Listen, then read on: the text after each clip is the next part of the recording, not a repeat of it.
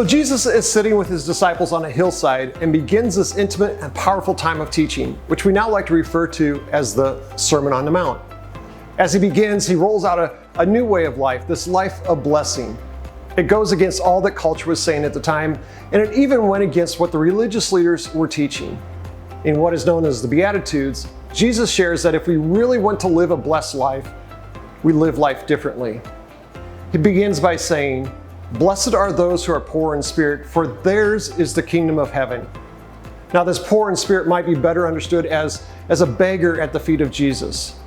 When we realize that we have nothing and can bring nothing, it is here where we realize the absolute reliance on an all-powerful and gracious God.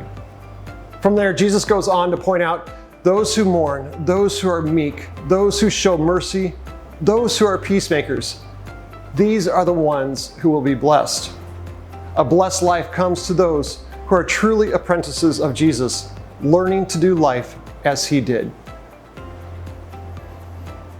From there, he goes on and talks about salt and light.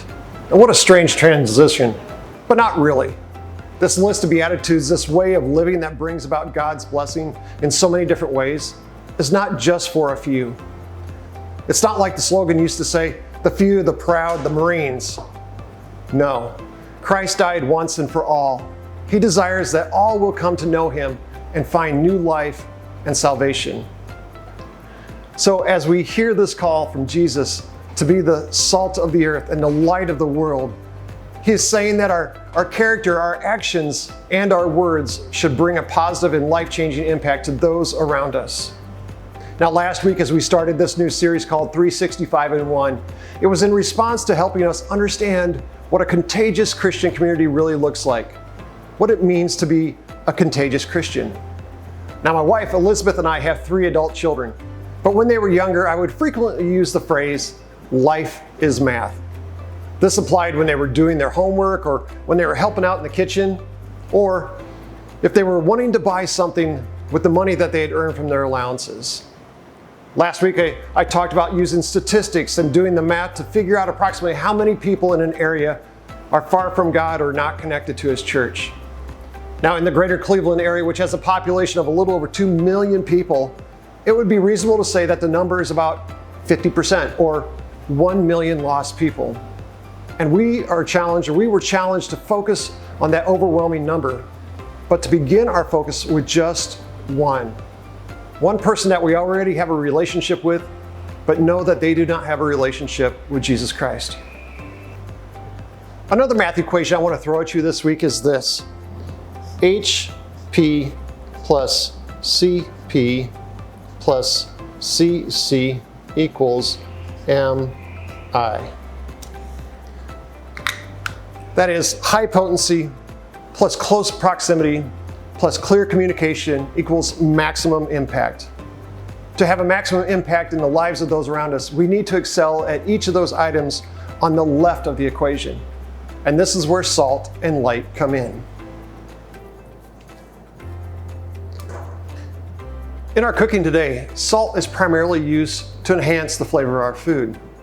In the right amounts, it can take something that's just okay and make it taste amazing. But before the days of refrigeration, salt was also used to preserve food.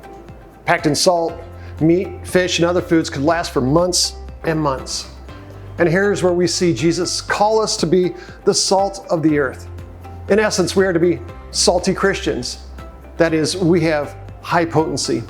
If our lives don't reflect Christ and his Spirit living in us, then how can we expect our lives to carry any kind of impact? High potency means that our lives are lived out differently as called, claimed, redeemed children of God. We are holy, set apart for his purposes, and our lives must reflect that. That's high potency.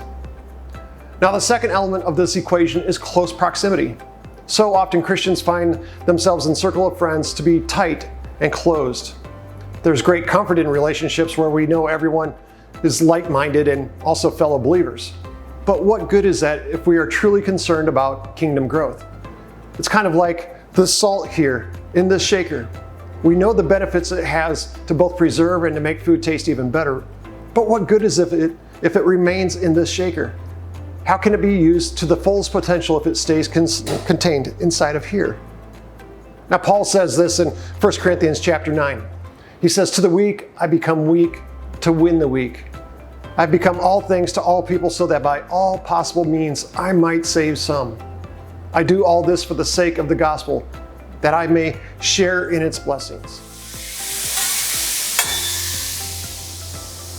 Paul was bold, just like Jesus, as he stepped out into the people and the culture of the day.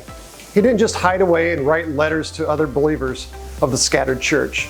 No, he entered into situations and conversations to share the truth of God's word and the life-giving message of Jesus. And this is where we see the third part of this equation come into play: clear communication. If we do good deeds, if we fight for injustice and work for peace in the world, but never mention Jesus, what good have we actually done?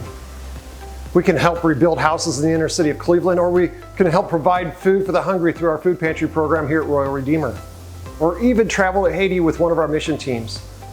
But if we are not intentional in sharing the hope that we have in Jesus as we do these things that are so needed, are we actually being the light that Jesus calls us to be?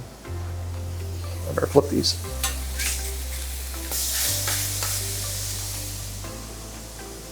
High potency plus close proximity plus clear communication equals maximum impact. If we truly desire to be used by God for His purposes and to be a part of His kingdom growth, that maximum impact, then we need to look at each one of these elements and how they align with our lives as His apprentices. 365+ONE. Are you the salt of the earth and the light of the world so that you can be used by Him?